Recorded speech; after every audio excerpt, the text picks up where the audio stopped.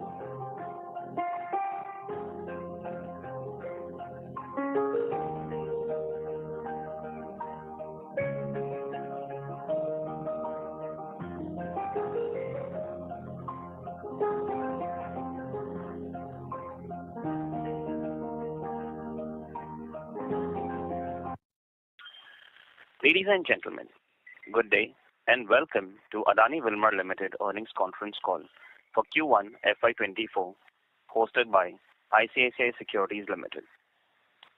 As a reminder, all participant lines will be in the listen-only mode and there will be an opportunity for you to ask questions after the presentation concludes. Should you need assistance during this conference call, please signal an operator by pressing star then 0 on your touchtone phone. Please note that this conference is being recorded. I now hand the conference over to Mr. Karan Bhuwania from ICICI Securities. Thank you and over to you, sir. Hi, good afternoon everyone. It's our pleasure at ISEC to host Q1 FY24 results conference call of Adani WILMAR. The management is today represented by Mr. Anshu Malik, who is the Chief Executive Officer and Managing Director, Mr. Shrikant Kanhare, Chief Financial Officer, and Mr. Saumin Sheikh, Chief Operating Officer. I now hand the call over to the management for their opening remarks, post that we can open for Q&A session. Over to you, sir. Thank you. Yeah, hi. Thank you very much. Very good afternoon to everyone who has joined this call. Thank you very much. As a ritual, what we will do is we'll take you through a presentation, very brief presentation, and then we'll open the floor for a question and answers. Moving on to the presentation, we'll just talk about the macro context for the quarter. There are multiple headwinds during the FY23 which continued in the quarter 124 also. Ukraine war refuses to die down and there are a lot of events which keep happening in and around this issue, which impacts the edible oil prices going up and down. US inflation continues to play the role in entire volatility stuff. It's still sitting at 4%, much above the US Fed target of 2%, and therefore the hiking cycle which began last year continues. TRQ quota finally now we have been done with, but however, as far as the Q1 is concerned, TRQ quota was there. June 23 was the end date for the TRQ quota, so hopefully from the next quarter we will not have issue on the TRQ quota stuff. There was a drought in Argentina where the soybean crop practically reduced by 50% from as high as 55 million to close to 25 million. Luckily, it got compensated with a good crop in Brazil. Wheat and rice export ban, and there are a lot of countermeasures which Indian government took to ensure the food security for India. These all events have got some or other impact on the profitability of Adani Wilmar. Edible oil prices, as I said, continues to decline as high as $2,000 a ton in April to now trending below $1,000, which is quite a significant drop. In the quarter also, it kept coming down every other event, and which has got some or other impact on the profitability. On the business update, we have been working very hard on distribution front. Our direct reach outlets are now more than 6 lakh outlets. Rural coverage towns, which we are closely working on, is now close to 22,000 towns, which we have covered. Have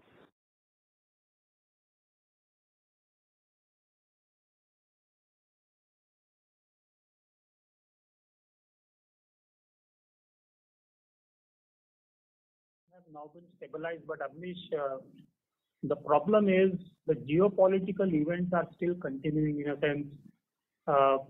This Ukraine war, for example, now this Black Sea corridor was closed.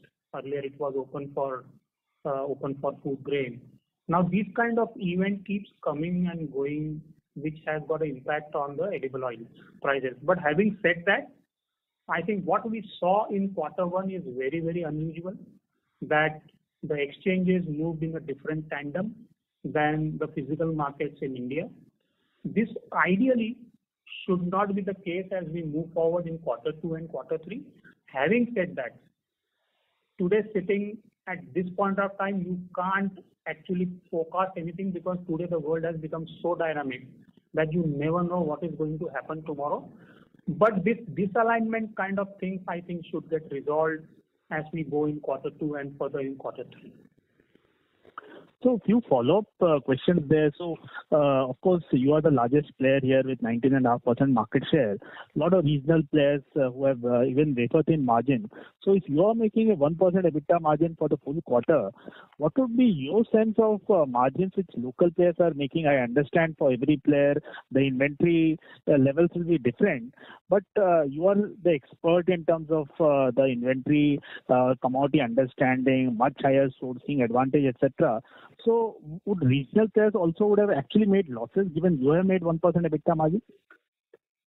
See, Abnish, we won't be able to comment on what the regional players or other players might have been able to do as far as the margin front is concerned. But having said that, our case is quite different given the fact that the volume and the scale at which we operate, and therefore everything which we do is quite big as compared to any regional player. Having said that, whatever difficulties we have faced in the quarter in terms of disalignment of hedges, if other player is also hedged this position, he would have also faced a similar situation. That is what I can confirm. Having said that, I can't comment on what kind of numbers which they would be able to showcase. Right. My last question is on the rebranding initiative for Kohinoor. I have seen the advertisement also. So, wanted to understand before you actually bought this business, you had the basmati rice under your own brands also. So, where is the market share, combined market share, and in terms of synergy benefits, how much has already panned out, and where do you see this combined market share over a 3-year time frame?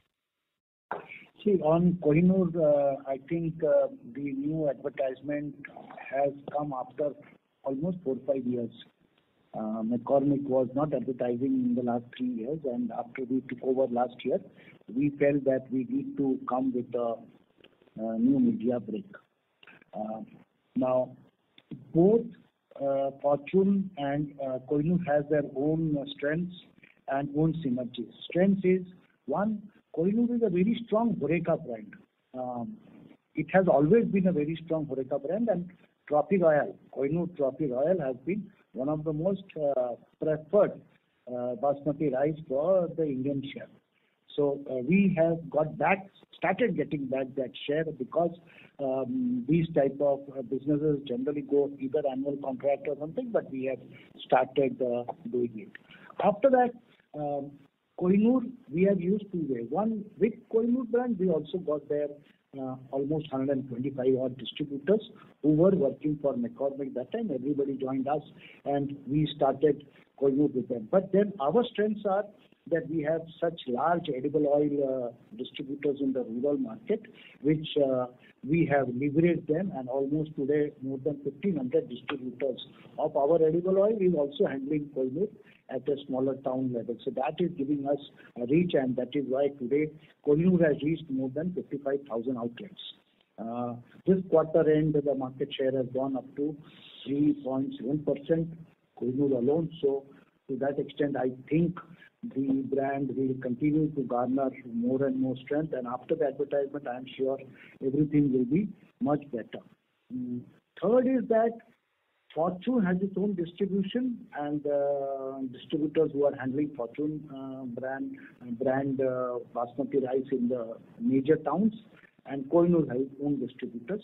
But below 1 lakh population towns, we have common distribution so that we can use the strengths of these distributors, and that is where we have combined both Fortune and Kohinoor. So we have used our strengths wherever it is required, and wherever we don't want to bite into each other's market share, we have created separate distribution. Put together, I think next 2-3 years you would find surely double digit is surely a thing that we are confident that we will reach more than that.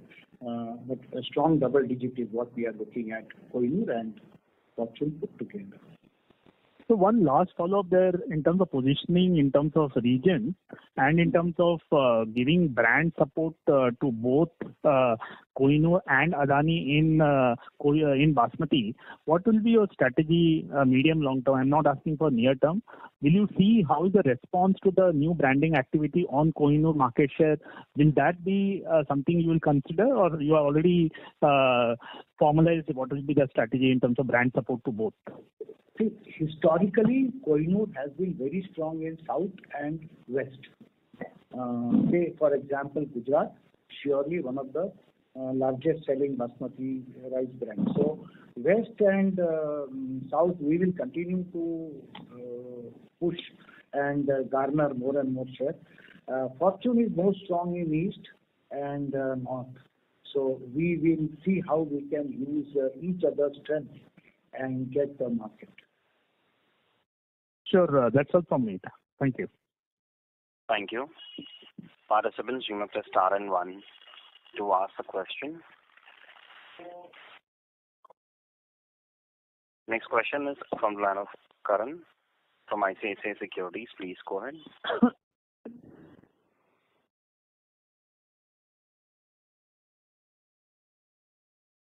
Yeah, hi sir. Thank you for taking my question. Yeah.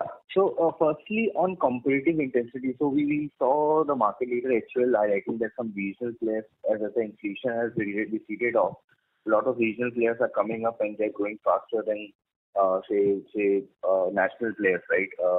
So any trend as you've seen is the competitive intensity from the regional players or smaller players has increased, and we have gained a decent amount of market share for the last couple of years, right? So do we see any risk to those market share gains, given that some regional players and smaller players will come back? See, each of the products I will address it separately. On edible oil, we have seen regional players, particularly in sunflower oil. Each of the state of South has a brand. But at the national level, there isn't any new competition coming up. Local players continue wherever they can manage the business well, but slowly, with such type of price fluctuations and hedging issues and all that, it's not easy for a smaller player to continue profitably. That is one. So the pressures are always there.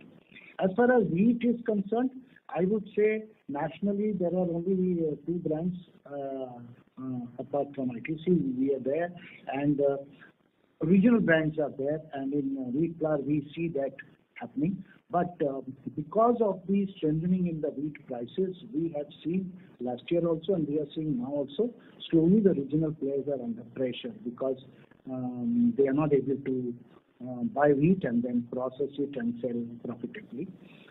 Third is in rice, basmati rice. I don't see any other new local brand coming up because it's an all-India business that you have to do. And sitting in one part of the country, I don't think all-India rice can be sold like that. So three good brands in the nation, I think that is what will continue. So just to follow up on that, you're saying that a lot of regional players are facing some issues because of the price fluctuation could lead to some losses. So are there any opportunities that you're seeing, for acquiring any particular brand or any particular facility? If you see any opportunity, if you can comment on that. See, this is a very continuous affair to look at competition, evaluate them, and see the assets. But honestly speaking, we aren't interested in acquiring any brand because we have Fortune as a brand. We have Kings as a brand. Kings is now the third largest soybean brand in the country. And then we have Aadhaar. We have Jubilee Bakery Shopping, and we have second largest palm oil brand, that is Rag Gold. So when we have such strong brands, there is no point in having another brand and then maintaining it. We are interested in assets and we look at it.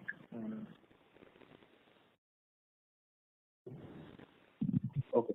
Thank you, sir. Secondly, if you can comment about the growth difference between urban and rural, how is the recovery of the rural markets happening, and does urban continue to be as strong as it was for the last few quarters? You could comment on the growth of this. JD, क्या बोल रहा है? On AWL, in AWL, what we do is that 1 lakh and above towns are called urban, and less than 1 lakh is rural, because every company has their own definition of rural and urban. If you take this, hello. Yes, I can hear you. Please continue. Should I go ahead? Yes. So in between urban and rural, our edible oil 70% business comes from urban towns and 30% comes from rural.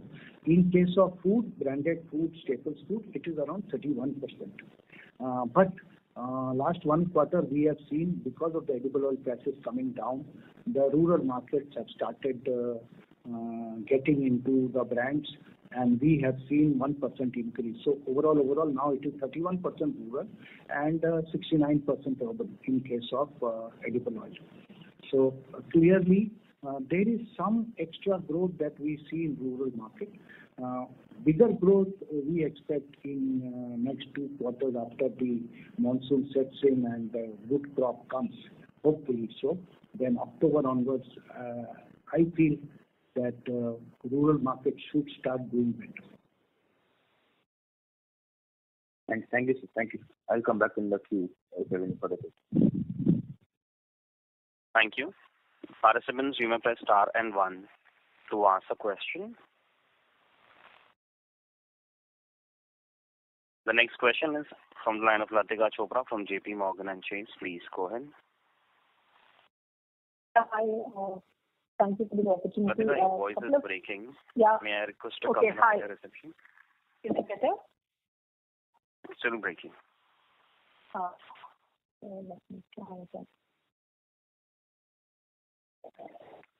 Is it better now? Yes. Okay. So the first question was, is it possible for you to quantify the impact on profitability due to these hedge losses? And is it right to assume that these are basically sitting in your COGS line? Yeah, so Latika, that is what I explained. The basic impact on profitability for this quarter is on account of 2 reasons. One is, of course, the high price inventory in a falling commodity market, and other is the disalignment in the hedges, where the hedges where the exchanges went up on one side, whereas the physical market didn't move in the tandem with the exchange. Now put together both these, impact is the basic impact on the P&L. The rest, all the parameters of business have performed the way they should be, whether it is a cost, whether it is anything, whether it is a yield. So these two basic reasons put together actually costed on the gross margin itself, which is, if you look at our gross margin, absolute drop is close to 300 crores. So both put together, these two reasons is 300, and this whatever we lost on gross margin is actually reflective in our EBITDA as well as our PBT. All right. The second question was on volume growth expectations for edible oil and food business for FY24. The first quarter, 25% volume growth plus for edible oils. It seems the base will also start coming up in coming quarters. So is it right to assume that growth rates will normalize to low double-digit levels in the upcoming quarters? Yes, Latika, you are right. The last year, first quarter, because of the very high prices, the volumes were low. Going forward, I don't think this kind of strong double digit will remain. However, let me tell you, India imported almost 22% more oil during the period November to June this year versus last year. That's an indication that India has started consuming more because of the lower prices. Now, if this is true, then I'm sure that by end of the year, if not 25%, but at least in the range of around 12 to 15% should be an average India growth story as well as ours. I think so. Sure. And food, I noticed, last year it was I think a 35% plus volume growth year for you. And I saw you talking about, some share losses in rice in the quarter. And for this quarter, the volume growth was, I think, 21%. So do you think this will accelerate in the coming quarters?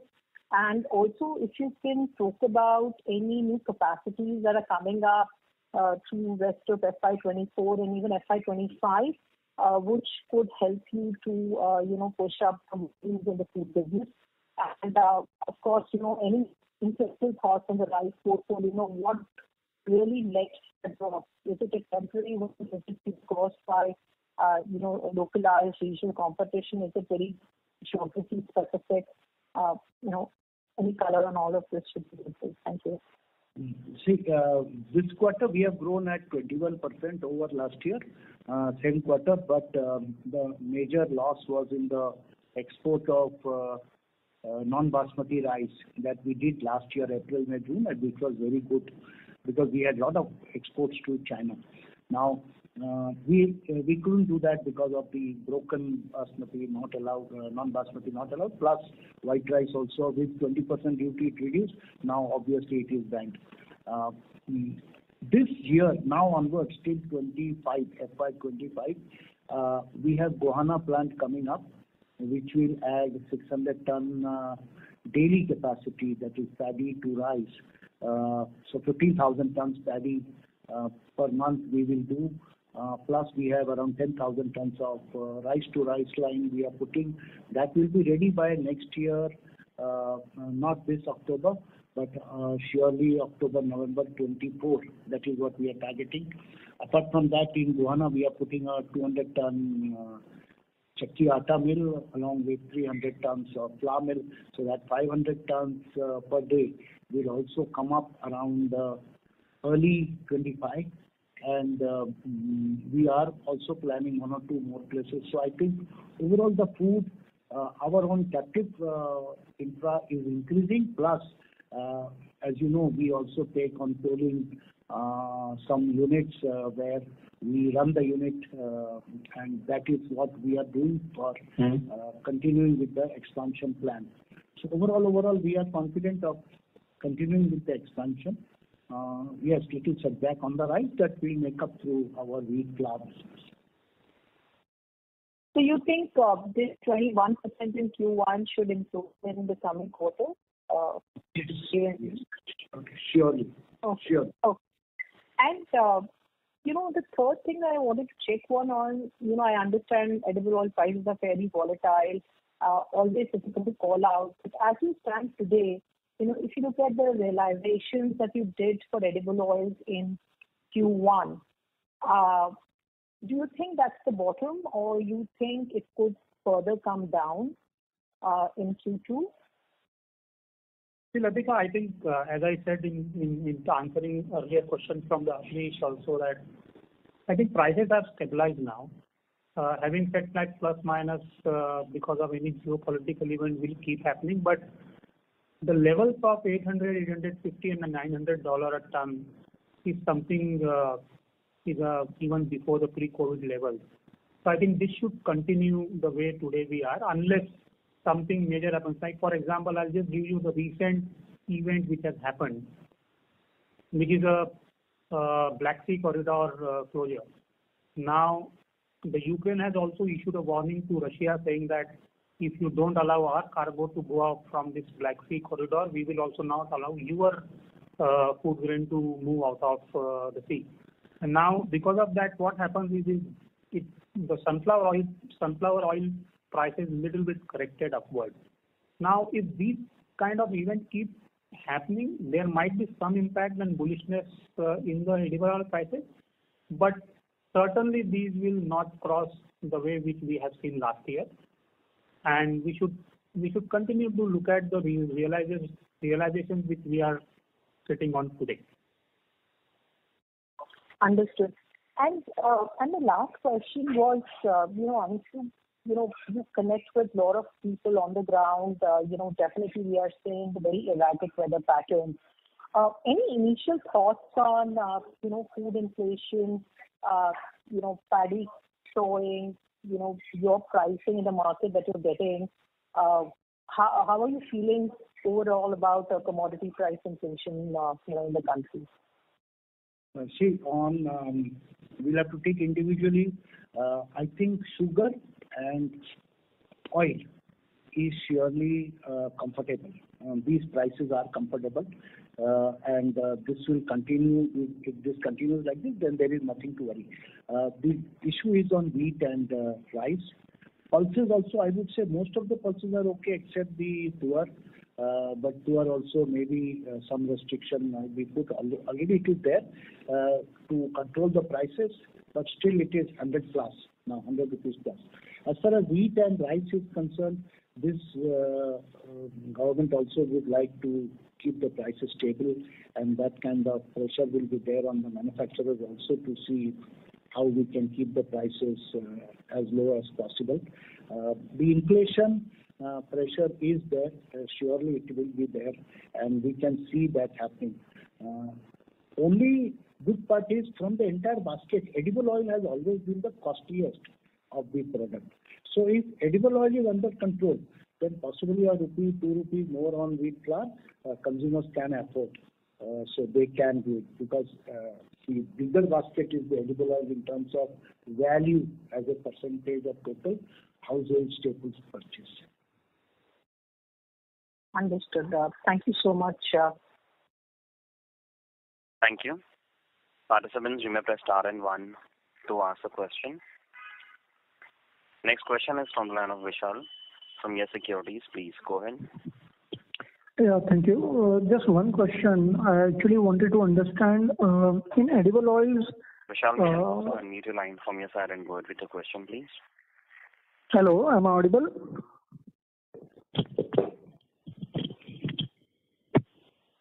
Audible? Vishal, can you hear us?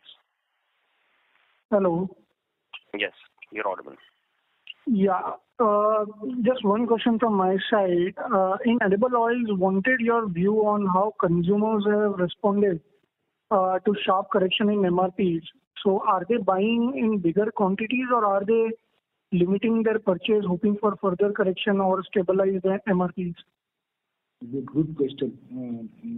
This is, we are seeing increased purchase of 5 liter and 15 liter. Normally 5 liter is a barometer where when consumers buy 5 liter means their comfort levels have come back. We are seeing now that share is increasing. In between last year, if you ask me, pouch share was more, but now the rigid pack 5 liter and 15 is increasing, indicating that these prices are now at comfortable levels. Okay, so because this quarter would have been a second quarter, or it's been already 3-4 months of stabilized prices at MRP levels. So would that have benefited this particular quarter in terms of higher volumes, as you have mentioned that 5 liter packs have gone up sharply. So yes. Would there be any benefit in this quarter from that front? I think consumers have seen the MRP coming off, prices coming off, so that has increased the consumption. Otherwise, 25% increase in branded packed edible oil for the largest player is an indication that consumers are consuming higher quantity. That is one. Two, reduced MRP is giving them the benefit. And going forward, if these type of MRPs continue, then surely this festival season, the consumption is going to be much better than last year. So just to give you one more data point for your consumption, while the company recorded a volume growth of 25%, the brands recorded a growth of 39%. So that itself is what the question is you are asking is consumers are buying, and that's the reason why the brand portfolio grew by 39%, while overall company grew by 25%. Understood.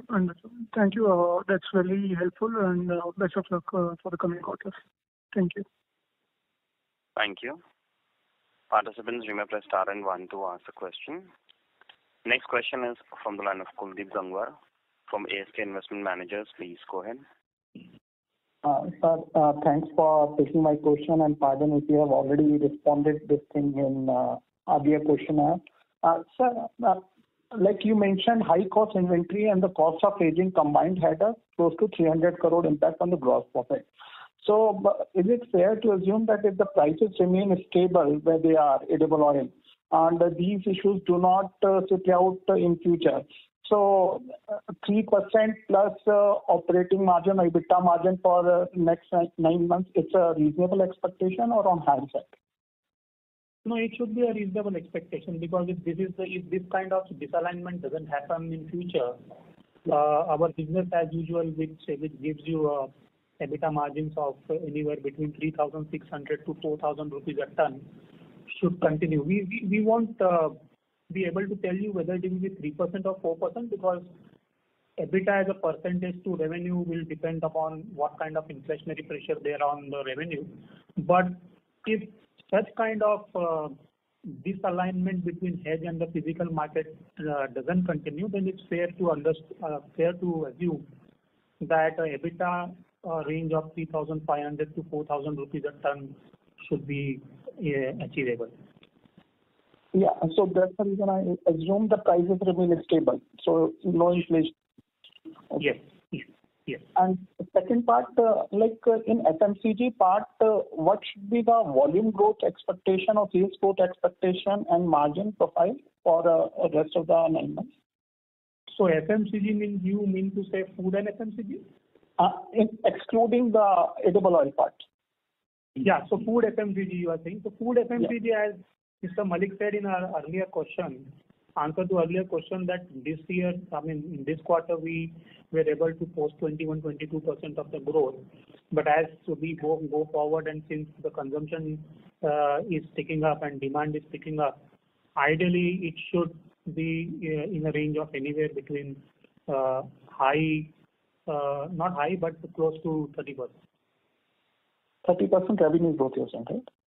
No, so I will talk only revenue and volume more or less. In food, we have seen prices go up, particularly rice, and so 25-30% in volume also can be like that in revenue. Should not be a big difficulty. Okay. And last bit, like interest cost has risen because say benchmark rate has also increased. So if interest remain where they are, so this should be the new normal going forward? Yeah, this should be a new normal. Fortunately, what has happened is that while interest benchmark has gone up, but the edible oil prices fell, so therefore the working capital volume has come down, so which has compensated to some extent the high benchmark interest, and therefore when you look at an absolute, the interest cost what you look today is something which should continue for coming quarters. Sure, sir. Thank you. Thanks a lot. Thank you. Participants, you may press star and 1 to ask a question.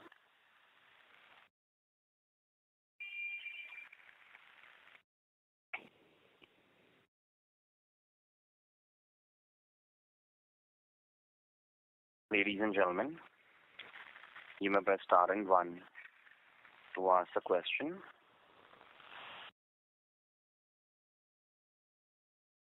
Next follow-up question is from the line of Karan Bhuwania from ICICI Securities. Please go ahead.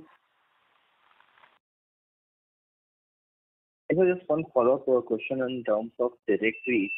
So we have seen a significant increase in your direct rates just to compare to FY20, and the rural coverage down has also increased. So what are the benefits that we expect out of these increased direct rates? Do we see a significant improvement in throughput per outlet? And if you could quantify what that increase is? See, one of the one of the output of this increased reach and increased rural distribution has been the very high growth in the packed edible oil. Now, this is not necessarily only because the edible oil prices have come down, so the consumption has increased. Our reach has surely increased. Today, we have gone into direct reach of 600,000 outlets. So earlier it was in the range of around 5.5, 5.6.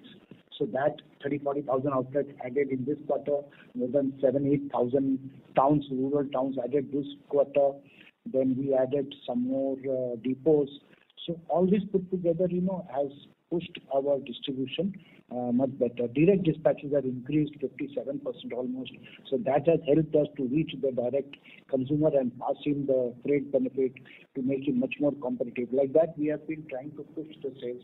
All this put together, that is the distribution efforts, have surely yielded results. And a follow-up on that, would this direct rates actually benefit your food and FMCG business because we'll be able to place the new product launches and multiple product launches that we're doing in food and FMCG through this direct reach?